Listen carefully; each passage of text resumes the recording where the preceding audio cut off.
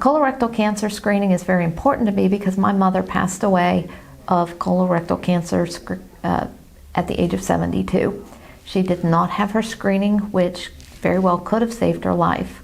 Her reasoning for not having screening was that she had no family history of colon cancer and she didn't think she had a risk.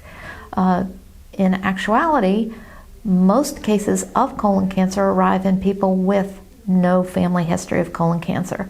Oftentimes I'm meeting patients for the first time when they are there for their 50-year-old screening colonoscopy. And I always start by telling them that I'm so happy that they are there, even though I realize at that particular moment patients are not necessarily thrilled with the process.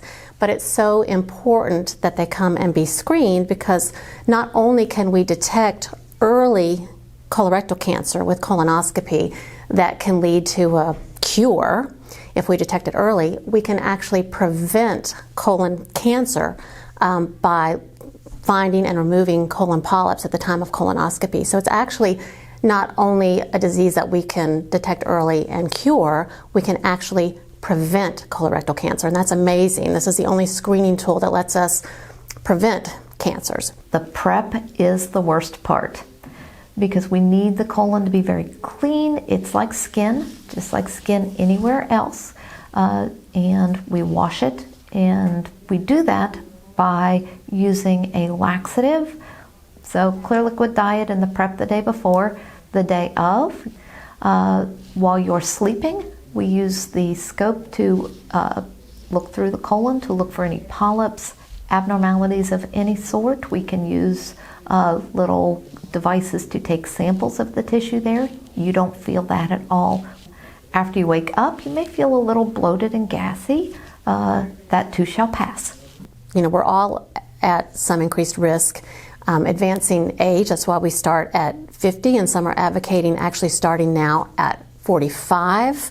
So that might be something that's going to change in the future as we are actually seeing a trend toward younger people with colon cancer.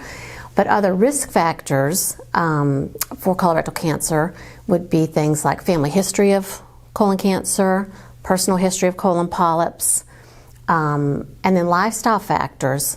Smoking, obesity, sedentary lifestyle, maybe a diet high in processed meats and red meats and low on fiber. Those are things that can also be contributors. By the time you have symptoms, things are potentially more advanced and more problematic in terms of treatment.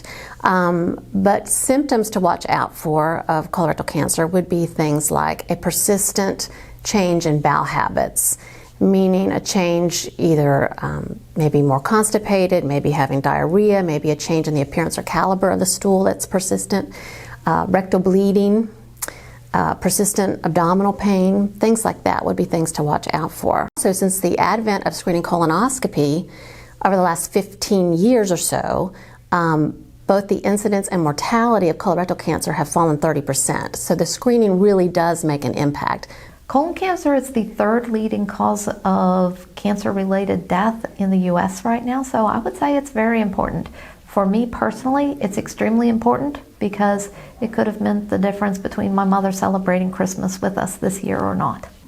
I have found colon cancers on first-time 50-year-old asymptomatic patients with no risk factors, healthy people, healthy lifestyle, no family history, come in for the screening colonoscopy, and I have found cancer.